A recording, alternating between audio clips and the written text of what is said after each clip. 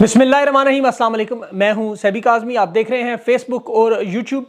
पहले मैं आज की अहम खबरें और उनका खुलासा रख दूं, फिर मुतज़ाद किस्म की छोटी खबरें भी बीच में होंगी। सऊदी शहज़ादे मोहम्मद बिन सलमान की पाकिस्तान आमद जो है वो तवक्को है, पाकिस्तान की मदद करने का फ़ैसला। दरमियान में कुछ मामलात, गारंटियाँ, कुछ मुज़ाकरात की तैयारियाँ, इस पर मैं अपनी असेसमेंट आपको दूँगा ज़रूर। और इस्लामाबाद हाई कोर्ट में जो इमरान खान और शाह महमूद कुरैशी की सज़ा के ख़िलाफ़ जो समाअत है, उस पे इस वक्त अलीमा खान और उज़्मा खान इस्लामाबाद हाई कोर्ट पहुँची हैं। और क्या रद्द-ए-अमल अभी तक तहरीक इंसाफ का है, उस पर बात करेंगे। दोबारा गिनती में तहरीक इंसाफ की फॉर्म 45 होने के बावजूद 11 नशिस्तें अब तक छीनी जा चुकी हैं। मज़ीद कितनी और नशिस्तें छीनी जाएंगी? और इसके अलावा इस्लामाबाद हाई कोर्ट में आज बड़ा हैवी किस्म की उन्होंने नफरी भी बुला ली। जनरल फैज़ का ख़ानदान भी इस वक्त शदीद मुश्किलात में, नवाज शरीफ साहब की एक ख्वाहिश पूरी की जा रही है। और इस वक्त इमरान खान एक रहनुमा की सिक्योरिटी के मामले में अली अमीन गंडापुर को बड़ा सख्त हुक्म दे रहे हैं, क्योंकि मुराद सईद कल बाल बाल बचा है। जरदारी का एक बेटा भी निकल आया, उसकी भी बात करेंगे। और काजी फायज साहब किस तरह इस्टेब्लिशमेंट से मुलाकातें करते रहे, वो कहानियाँ भी मंजरें आम पर आने वाली हैं। अकबर एस बाबर ने मोहसिन नकवी को ख़त लिखा तहरीक इंसाफ के गैर मुल्की बैंक अकाउंट्स मुंजमद करने, तहकीकात करने की। और सबसे बड़ा मामला जो पाकिस्तान की अफ़गानिस्तान में सर्जिकल स्ट्राइक, अफ़गान हुकूमत ने तस्दीक की, बमबारी हुई, 8 बंदे मार दिए। और अब जो असल टारगेट कौन था, ये मामलात किस तरफ जाएंगे। और इससे भी बड़ा मामला जो CPEC, शी जिनपिंग चीन के सदर का ख्वाब पाकिस्तान में पूरा करना मुश्किल लग रहा है। फ्री मेसन, IMF अपने पंजे गाड़ के CPEC की मज़ीद फंडिंग से इनकार कर रहे हैं। तवानाई की कंपनियों के लॉसेस तहकीकात के लिए IMF जो मिलिट्री रोल है उसको ख़त्म करने की शर्तें रख रहा है। लेकिन सबसे पहले जो इंडिपेंडेंट उर्दू ने भी खबर दी और भी आ गई, अब अफ़गान हुकूमत के तर्जमान ज़बीउल्लाह का बयान भी आ गया, कन्फर्मेशन कि 3 बजे सुबह पक्तिका के इलाके बरमल में बमबारी हुई और वहाँ पर 8 लोग अफ़गानी जो है वो, ज़बीउल्लाह मुजाहिद साहब का कहना था ये आम लोग थे। इसमें 3 ख़वातीन, 3 बच्चे और एक मकान में 2 लोग थे। पाकिस्तान की अभी तक सरकारी सतह पर इसकी कोई ऐसी इतलात नहीं आई जो आमतौर पर हमेशा की तरह होती है। लेकिन जो रिस्पॉन्स है वो नज़र आ रहा है शहरी आबादी का कि वहाँ नुकसान नहीं होगा, आम लोगों का नुकसान नहीं होगा। जिस शख्स को ढूंढा जा रहा था अब्दुल्ला शाह मसूद, ये बाकायदा तौर पर इसके बारे में इतलात थी कि ये अफ़गानिस्तान में मौजूद है, जिस पर पाकिस्तान ने बारहा अफ़गानिस्तान को इसके बारे में बताया और वापस लेने की बात की।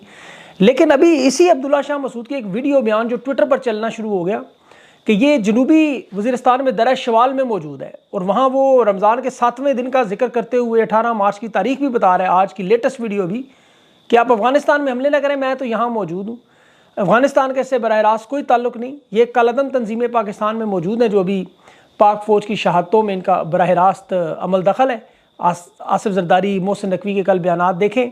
ये जो मीर अली का सिक्योरिटी हमला हुआ उसमें चेक पोस्ट, उसमें एक लेफ्टिनेंट कर्नल, एक कैप्टन और 7 सिक्योरिटी एहलकार शहीद हुए। और याद रखें कि इस तरह का पहले भी पाकिस्तान की तरफ से अप्रैल 2022 में हेलीकॉप्टर्स के ज़रिए बड़ा भारी रद्द-ए-अमल दिया गया था, जिसमें 48 लोग वहाँ अफ़गानिस्तान में जो थे वो इन तमाम हमलों में मारे गए और कशीदगी बड़ी थी। ये ऑपरेशन अब मज़ीद आगे भी चलेगा, क्योंकि ख्वाजा आसिफ कह रहे हैं कि अभी इसने जो प्रेस कॉन्फ्रेंस की कि जितने भी रास्ते हैं जो अफ़गानिस्तान से, खैबर पख्तूनख्वा से और बलूचिस्तान से जो सरहदें मिलती हैं, वहाँ पर ये लोग अब ऑपरेशन करेंगे। और इसमें अमरीकी ताईद लाजमी सी बात है, सामने उनके साथ मदद ज़रूर होगी अफ़गानिस्तान में ऑपरेशन की। और जिस तरह ईरान ने पाकिस्तान में ऑपरेशन किया, पाकिस्तान ने जवाब दिया, ईरान ने दोबारा भी ऑपरेशन किया था, अब पाकिस्तान वो काम अफ़गानिस्तान में कर रहा है। माजी में ये हिंदुस्तान पाकिस्तान की तरफ करता था, कश्मीर की तरफ से शिकायत लगा के जी वहाँ बालाकोट में दरअंदाजी, सर्जिकल स्ट्राइक, कश्मीर, वो सारा मामला हिंदुस्तान ने अब ख़त्म करवा दिया। अब पाकिस्तान का हिंदुस्तान के साथ मामला बन चुका है और हिंदुस्तान पर अफ़गानिस्तान के साथ बन चुका है। और अफ़गानिस्तान पर इल्ज़ामात यही है कि अमेरिका, आपको पता है, पूरी कार्रवाई अपनी जो हजीमत है वो यहाँ से जो उनकी बेइज्जती हुई दूसरे मानों में, तो वो अपना बदला तो लेंगे, वो छोड़ेंगे तो नहीं। अब जब भी अमेरिका में देखें हुकूमत की तब्दीली की मैं बात करता हूँ, तो वहाँ डोनाल्ड ट्रंप के आना इस खिते के लिए, इस खिते के अवाम के लिए इसीलिए मुफाद में है कि वो इस किस्म की जंगों का मुखालिफ है। अफ़गानिस्तान से फ़ौजें उसी ने निकलवाई थी। और आपको ये भी याद होगा, खान के दौर में ये दहशतगर्दी का मामला मुकम्मल ख़त्म हो चुका। 3.5 साल बड़े पुरअमन गुजरे, ना कोई ड्रोन हमला हुआ, ना अफ़गानिस्तान की तरफ से कोई हमला हुआ, ना कोई मिसाइल हुए, क्योंकि खान ने टेबल पर ले आया। और फिर बात हुई कि 127 ममालिक के साथ जो 20 साल आप उन्हें ख़त्म नहीं कर सके और आखिर बात टेबल पर ही जाके ख़त्म हुई। तो हल बातचीत में ही है। आज यही मामला बदकिस्मती से इमरान खान के लिए ये ऑप्शन भी मौजूद नहीं रखी जाती कि टेबल पे बात की जाए।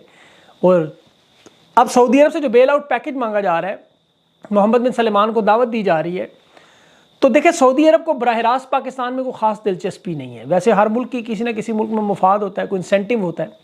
अमेरिका का जैसे पाकिस्तान में एक मुफाद था, पहले अफगानिस्तान के फ़ौजी थे वहाँ पे, उन्हें मदद चाहिए थी चीन को रोकने के लिए, ईरान को काबू करने के लिए। अब वो मामला अमेरिका को ज़रूरी नहीं था, क्योंकि अफगानिस्तान से निकल चुके हैं और चीन के मुकाबले में इन्होंने हिंदुस्तान को खड़ा कर दिया है।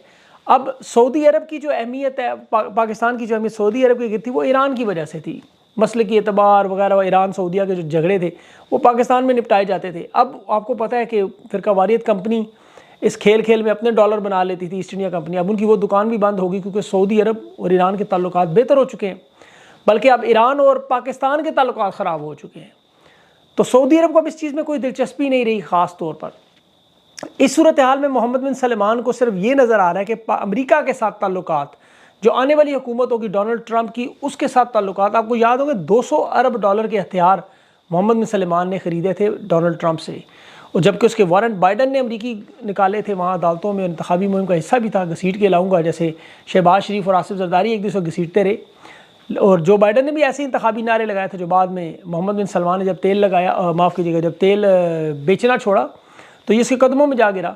अब हकीकी मानों में आप ये देखें तो डोनाल्ड ट्रंप के बाद जो फ़ज़ा बन रही है, उसमें वाज़ेह तौर पर मुफ़ाहमत का मामला है, और मुफ़ाहमत करवाने के लिए डोनाल्ड ट्रंप जैसे लोग मोहम्मद बिन सलमान को अहम किरदार देंगे।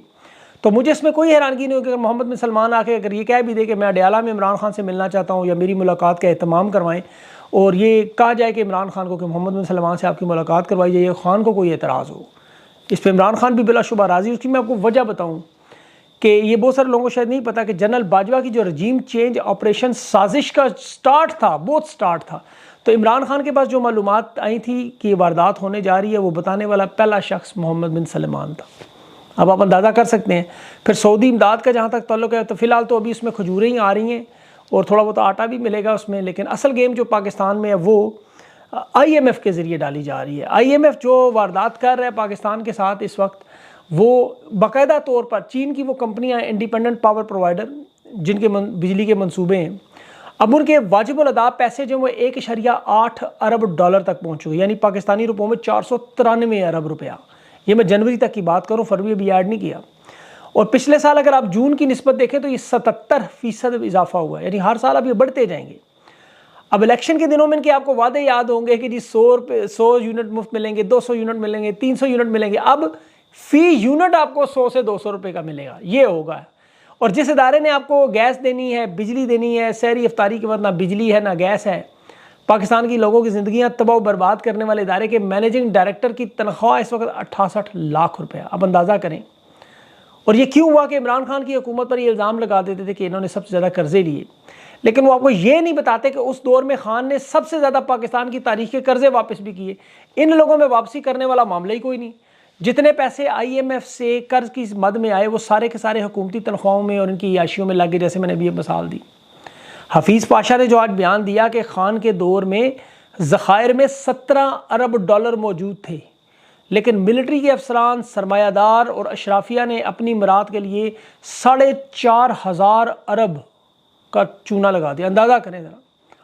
अब जो केसेस बनाते हैं खान पर, तो कोई करप्शन का केस नहीं निकलता, इनके आपस में जो करप्शन के केसेस बनते हैं वो यही हैं। अब IMF इसीलिए कह रहा है कि अब हम आपको पैसे देंगे, लेकिन वो ये नहीं है कि आप चीन की कंपनियों को जाकर कर्ज उतारने में दे दें, तब अमेरिका का पैसा चीन पहुंच जाए। बिजली के बिलों में हर यूनिट में इजाफा करके आवाम पर भारी टैक्स लगाओ। और ये जो चोरी और ये जो मामलात फ़ौज के इसमें शामिल हैं, इंडिपेंडेंट प्रोवाइडर के ये तमाम मामलात, CPEC के मामलात में, मिलिट्री की लीडरशिप, इन सबको साइड पे करें आप। IMF ने इसको, ये इनके सोर्सेज बता रहे हैं, ट्राइब्यून की पूरी स्टोरी है इस पर कि इन मामलात से निकाला जाए, चाहे वो लाइन लॉसेस हों, करप्शन के खिलाफ कैंपेन हो, थेफ्ट हो, कुछ भी हो। इंडिपेंडेंट पावर प्रोवाइडर्स IMF चाहता है कि ये इस डायरेक्ट सिविल हुकूमत के डील में आएँ। और इस वक्त CPEC का मामला आपको पता है मुकम्मल तौर पर फ़ौज की निगरानी में, लेकिन अब अगर IMF मदद ना करे तो मामला ख़राब। चीन अब ज़ाहिर अलग नाराज़ होगा। 1.8 अरब डॉलर इन कंपनियों का पाकिस्तान ने देना है, याद रखें। और चीन पाकिस्तान की कोई खातिर ख्वाह मदद नहीं कर रहा कि बड़ा उछला जाए सूद की मद में, बल्कि इंटरेस्ट रेट वही है जो IMF ने लगाया हुआ है। तो अब पाकिस्तान के ताल्लुकात चीन से भी ख़राब होंगे, ना माने तो IMF से ख़राब होते हैं। तो अब ये सारे दोस्त ममालिक और ये सारे कर क्या रहे हैं, IMF समेत ये जो फ्री मैसेज है, अब पाकिस्तान को इन्होंने वाकई एक बंद गली में डाल दी है। यकीन करिए बड़ा ख़तरनाक मामला हो गया। IMF ने जो चीन के साथ मामला किया, चीन आखिरी दोस्त था, वो भी पीछे हो जाएंगे, बिल्कुल पीछे हो जाएंगे। अब इन कंपनियों को तो पैसे मिल जाएंगे किसी ना किसी तरह, वो तो अपना माल निकलवाएंगे, लेकिन ये जो लोग वारदाती है, ये तुर्की हो, चीन हो, अमेरिका हो, IMF हो, ये जहाँ जहाँ करप्ट लोग बैठे हैं उन्हें सूट भी करते हैं साथ साथ।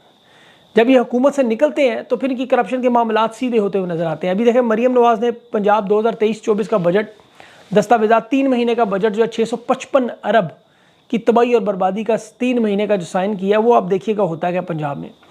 और अब उसका जनरल फैज़ के भाई नजफ हमीद को भी उन्होंने गिरफ्तार किया। एंटी करप्शन ने 420, 468, 471 का मुकदमा फ्रॉड का और करप्शन का।